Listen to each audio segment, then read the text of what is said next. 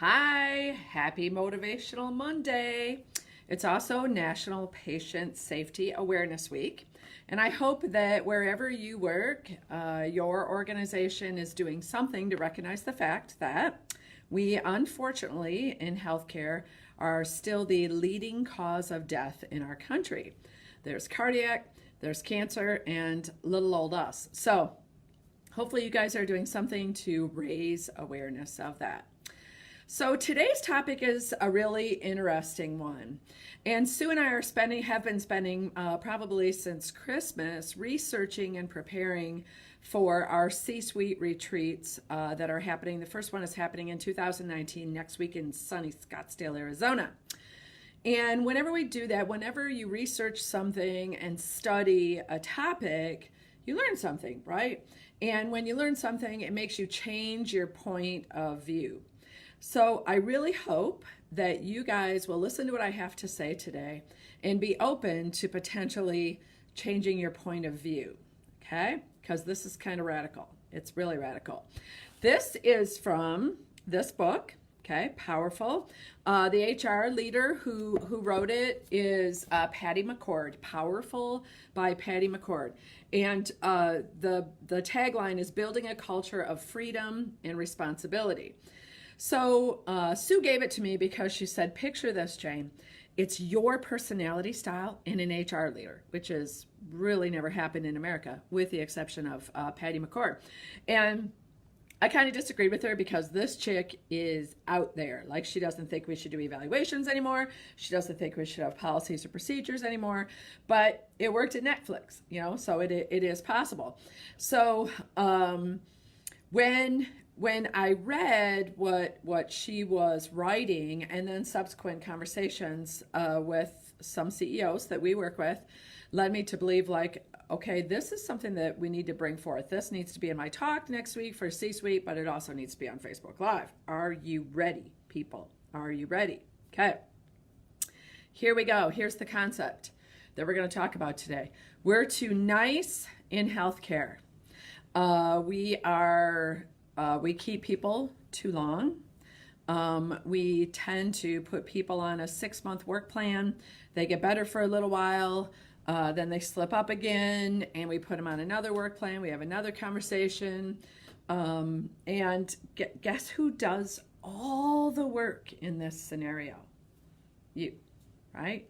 You do all the work in this scenario. So, how can we prevent ourselves from doing that? And, we've given lots and lots of talks on our direct dialogue and the fact that it needs to be a daily action by leaders, and we still believe that. But, essentially what Patty McCord is saying in the Powerful book is we need to become coaches. We need to think of ourselves as, people are trying out to be on our team. They are responsible for the results and the outcomes. And when you think about coaches, a college coach, say Tom Izzo of the Michigan State Spartans, if Tom Izzo isn't winning any games, Tom Izzo is going to be fired. If Tom Izzo isn't winning any games, he's going to get new people to be on his team.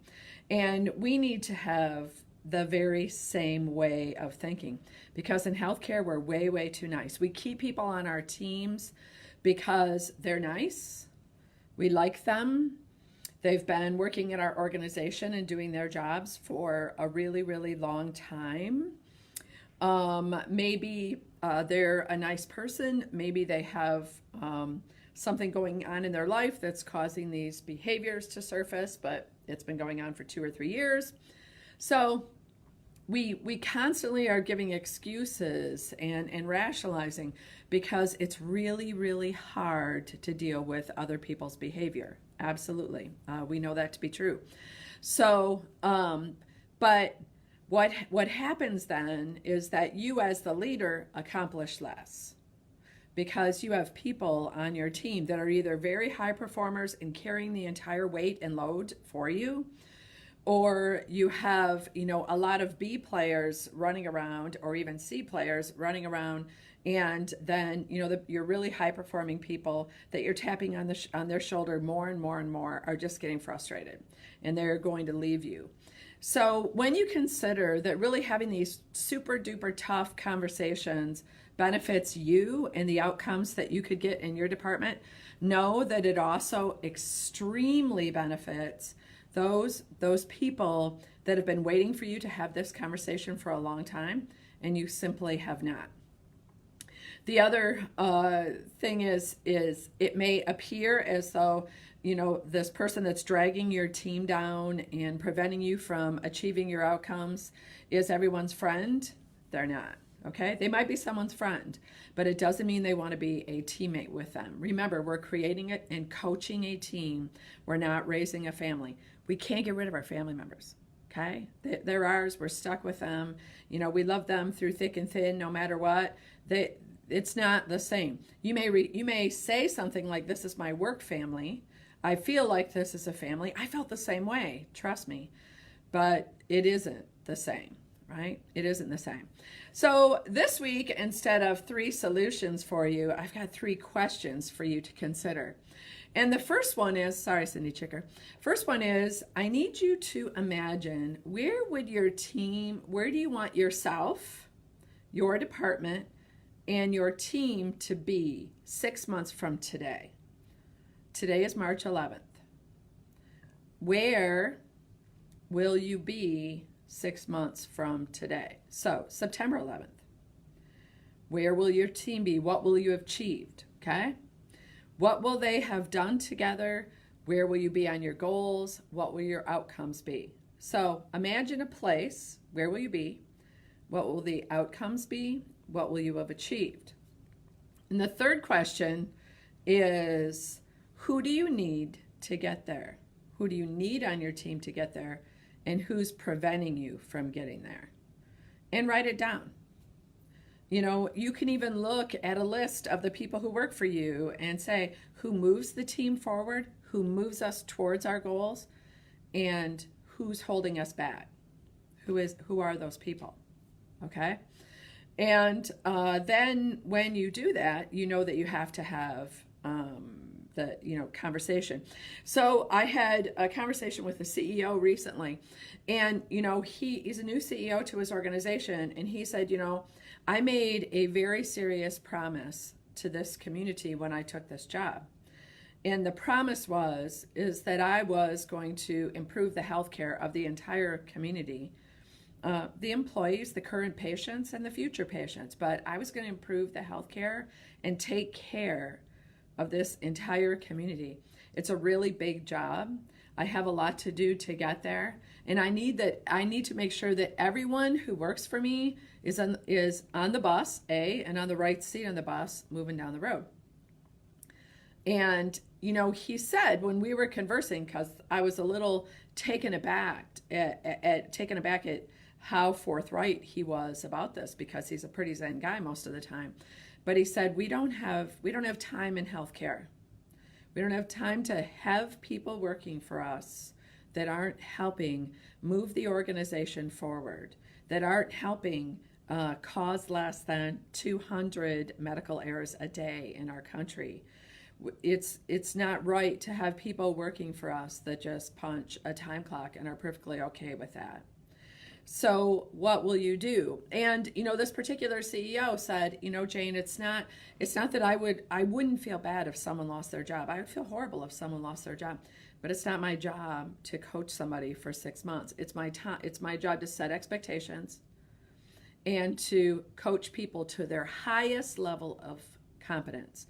And that's what I mean by being a capacity builder. We are capacity builders. That there are people that work with you and for you that have absolutely no idea what they're capable of. But you as a leader can tell them. You can challenge them.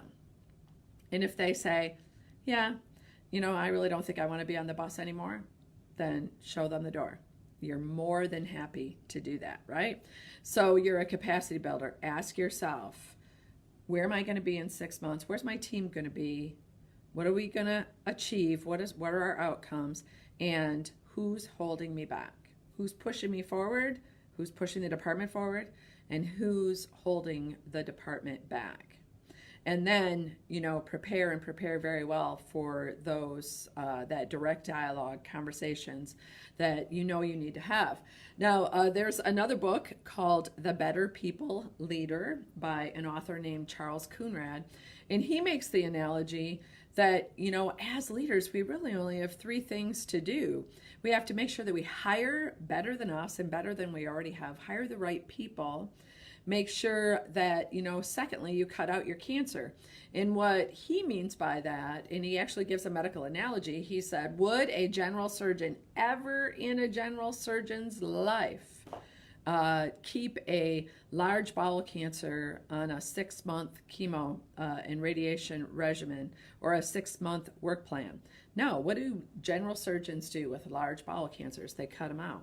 So he uses that analogy that if someone is truly a cancer and toxic to your department, to the work that you're trying to achieve, to your organization overall, cut them out, right? Cut them out. Don't spend a lot of time working on behaviors and performance when you know that it's not going to work anyway. You know in your heart it's not going to work anyway. Don't do more work for other people than they would do for themselves. A very wise social worker named Carol Wolf told me that once. Jane, we're doing too much work for people. We need to not, don't work harder than people for someone else than they will work for themselves, right? So remember that. So our call to action, we've got some really, really big news. On April 1st, the second quarter Nursing Leader Greatness cohort starts. And what that is it's a way for individual leaders to get some one-on-one training and mentoring, first of all, with Sue and I, to adopt the framework in the leadership bundle specifically for their department. Maybe your organization doesn't want to go on a journey to greatness, but you as a leader know that your team is ready for it. Or if your team isn't ready for it, you need just a little push to help your team benefit from the structure of our framework for achieving great results.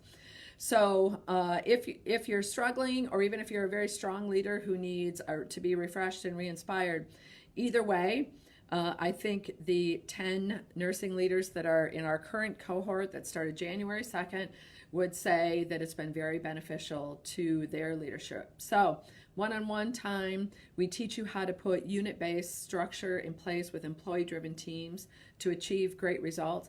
And yes, we'll help you have those conversations that you need to have with people that are holding you back, that are your family members and not part of your team.